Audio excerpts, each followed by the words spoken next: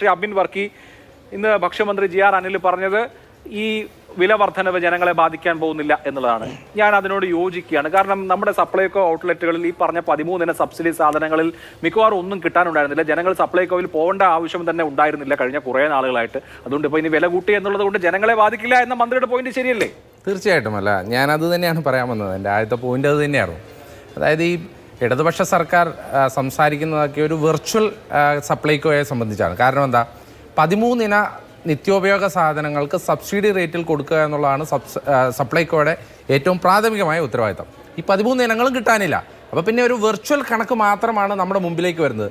ഇന്ന സാധനത്തിന് ഇന്ന വിലയ്ക്ക് കൊടുക്കാൻ പറ്റും എന്നുള്ളത് മാത്രമാണ്. പക്ഷേ ആ സാധനവുമില്ല, അങ്ങനെ ഒരു കാര്യം സപ്ലൈകോയിൽ നടക്കുന്നുമില്ല. അതുകൊണ്ട് ഇങ്ങനെ ഒരു വിലവർദ്ധനവ് സത്യം പറഞ്ഞാൽ കേരളത്തിലെ ജനങ്ങളെ ബാധിക്കുന്നില്ല. കാരണം അവരൊക്കെ പുറമെ മാർക്കറ്റിൽ നിന്നാണ് മേടിക്കുന്നത്. സപ്ലൈകോയിൽ ഇതൊന്നും കിട്ടുന്നില്ല. അതൊന്നാമത്തെ കാര്യം. ഇനി രണ്ടാമത്തെ കാര്യം, ഈ വെർച്വൽ കണക്ക്. ഇപ്പോൾ അദ്ദേഹം പറഞ്ഞു 57,000 കോടി രൂപയുടെ വെർച്വൽ കണക്ക്. ഈ കണക്ക് ഇപ്പോൾ താങ്കൾ ഇവിടെ വിശദീകരിച്ചു. കാരണം കഴിഞ്ഞ ദിവസം നിയമസഭയിൽ പൊട്ടിപ്പൊളിഞ്ഞ ഒരു വാദത്തെ സംബന്ധിച്ചാണ് പ്രിയപ്പെട്ട എൻ അരുൺ വീണ്ടും ഇവിടെ വന്ന് പറയുന്നത് 57,000 കോടി രൂപ കേന്ദ്ര സർക്കാർ കൊടുക്കാനുണ്ട് എന്നൊക്കെ പറയുന്നത്. പിന്നെ അദ്ദേഹം പറഞ്ഞൊരു കണക്ക്, UDF സർക്കാർ ഇറങ്ങുമ്പോൾ 350 കോടി രൂപ ബാധ്യതയുണ്ടായിരുന്നു സപ്ലൈകോയ്ക്ക്. ശരി, ഞാൻ വാദത്തിന് വേണ്ടി അത് ശരിവെച്ചാൽ ഇപ്പോൾ സപ്ലൈകോയുടെ ബാധ്യത എത്രയാണ്? 2,500 മുതൽ 3,000 കോടി രൂപ വരെയാണ് ബാധ്യത.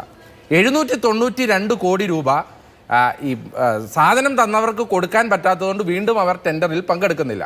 അപ്പോൾ സപ്ലൈകോയെ പൂർണ്ണമായും തകർത്ത സർക്കാർ എന്നുള്ള ഒരു അവാർഡാണ് സത്യത്തിൽ ശ്രീ ജി.ആർ. അനിലിൻ്റെയും താങ്കളുടെ CPIയുടെ നേതൃത്വത്തിലുള്ള ഈ വകുപ്പിന് നൽകേണ്ടതെന്നുള്ളത് വളരെ വ്യക്തമാണ്. ഇപ്പോൾ ക്രിസ്മസ് ചന്തയുടെ അവസ്ഥ എന്തായിരുന്നു എന്നുള്ളത് നമുക്കറിയാം. ഒരു സാധനവും കിട്ടാനുണ്ടായിരുന്നില്ല, ഒരു വിലക്കുറവും ഉണ്ടായിരുന്നില്ല. ഇപ്പോൾ ഇതുവഴി എന്താ സംഭവിക്കുന്നത്? പൊതു മാർക്കറ്റിൽ വില കൂടും. ഇപ്പോൾ സംഭവിക്കാൻ പോകുന്നത്, ഈ പുറമേയുള്ള മാർക്കറ്റിൽ നിന്ന് ആളുകൾ കൂടുതലായി സാധനം മേടിക്കും.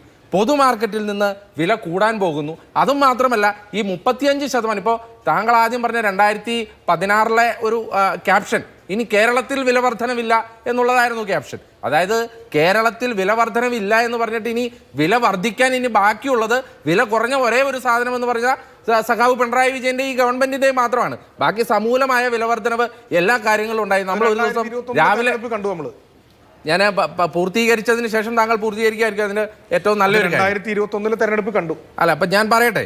അതായത് വിലവർദ്ധനവ്, അപ്പോൾ ശ്രീ എൻ അരുൺ, ഇപ്പോൾ താങ്കളൊക്കെ 2021 തെരഞ്ഞെടുപ്പിൽ ജയിച്ചതാണ് ഏറ്റവും വലിയ കാര്യമെന്നുണ്ടെങ്കിൽ, യോഗി ആദിത്യനാഥ് UPയിൽ ജയിച്ചത് അവരുടെ പൊളിറ്റിക്കൽ പോളിസി ഈ രാജ്യത്ത് ശരിയായിരുന്നതുകൊണ്ടെന്നാണോ താങ്കൾ വിശ്വസിക്കുന്നത്? അപ്പോൾ ആ വാദഗതിയിലൊന്നും ന്യായമില്ല. അതവിടെ നിൽക്കട്ടെ. ഞാൻ പറഞ്ഞത് വസ്തുതാപരമാണ്. ഞാൻ പറഞ്ഞതിൽ തെറ്റുണ്ടെങ്കിൽ താങ്കൾക്ക് പറയാം. ഞാൻ പറയട്ടെ, തെറ്റുണ്ടെങ്കിൽ ഞാൻ പറയാം. ഇപ്പോൾ വില വർദ്ധിച്ചില്ല എന്ന് പറഞ്ഞാൽ ഞാനിപ്പോൾ പറയുന്ന കാര്യങ്ങൾ, താങ്കൾ ഒരു ദിവസം രാവിലെ എഴുന്നേൽക്കുമ്പോൾ മുതൽ രാത്രി വരെയുള്ള ഓരോ കാര്യങ്ങൾ എടുത്തു നോക്ക്. രാവിലെ എഴുന്നേറ്റാൽ താങ്കൾ ആദ്യം സ്വിച്ച് ഇട്ടാൽ ബൾബ് കത്തും, ഇലക്ട്രിസിറ്റി ചാർജ് കൂട്ടി. ടാപ്പ് ഓണാക്കിയാൽ വെള്ളം വരും, വെള്ളക്കരം ഉയർത്തി. അടുക്കളയിൽ ചെന്നാൽ കുക്കിംഗ് ഗ്യാസിന്റെ വില വർദ്ധിപ്പിച്ചു. ഉപ്പ് തൊട്ട് കർപ്പൂരം വരെ എല്ലാ കാര്യങ്ങളുടെയും വില വർദ്ധിപ്പിച്ചു. കേരളം കണി കണ്ടുണരുന്ന നന്മ മിൽമ പാലിന്റെ വില വർദ്ധിപ്പിച്ചു. താങ്കൾ താമസിക്കുന്ന വീടിന്റെ വീട്ടുകരം കൂട്ടി. താങ്കൾ താമസിക്കുന്ന വീടിന്റെ സ്ഥലം ഇരിക്കുന്നതിന്റെ സ്ഥലക്കരം ഉയർത്തി. താങ്കൾ പോകുന്ന വണ്ടിയുടെ നികുതി വർദ്ധിപ്പിച്ചു. താങ്കൾ പോകുന്ന വണ്ടിയിൽ ഒഴിക്കുന്ന പെട്രോളിന്റെ വില വർദ്ധിപ്പിച്ചു. താങ്കൾ ഒരു ഓട്ടോയിൽ പോയാൽ ഓട്ടോ കൂലി കൂട്ടി. താങ്കൾ ഒരു ബസ്സിൽ പോയാൽ ബസ് കൂലി കൂട്ടി. ഇതുമായി ടോളിൽ പോയാൽ ടോൾ പ്ലാസയുടെ വില വർദ്ധിപ്പിച്ചു. ഇനി ഇതിനൊക്കെതിരെ ഒരു കേസ് കൊടുക്കാമെന്ന് പറഞ്ഞാൽ ആ കേസ് കൊടുക്കുന്നതിനുള്ള കോർട്ട് ഫീസ് സ്റ്റാമ്പിന്റെ വില വർദ്ധിപ്പിച്ചു. ഇനി എന്ത് കാര്യത്തിന് വില വർദ്ധിക്കാനുള്ള? ശ്രീ അഭിലാഷ്, ഈ 2016 ദേശാഭിമാനി വില വർദ്ധിക്കില്ല എന്ന് എഴുതിയിട്ട് അഭിലാഷ് ഇപ്പൊ ദേശാഭിമാനി പത്രത്തിന് 1 രൂപ 10 പൈസ കൂട്ടി. ഇനി കേരളത്തിൽ ഒരു സാധനത്തിനും വില വർദ്ധിക്കാനില്ല. സമൂലമായ വിലവർദ്ധനവാണ്. ഈ വിലവർദ്ധനവിന്റെ മൂർധന്യാവസ്ഥയിൽ നിന്നിട്ട് കേരളം മധുരമനോജ്ഞമായ വിലവർദ്ധനമില്ലാത്ത നാടാണെന്നൊക്കെ പറഞ്ഞാൽ ആര് വിശ്വസിക്കാനാണ്? ശരി, ഓക്കെ. അല്ല, ദേശാഭിമാനി വില വർദ്ധിക്കില്ല എന്ന് പറഞ്ഞത് ഈ സബ്സിഡി സാധനങ്ങൾക്ക് വില വർദ്ധിക്കില്ല എന്നാണ്. എന്തായാലും അതിന്റെയും വില വർദ്ധിച്ചിരിക്കുന്നു.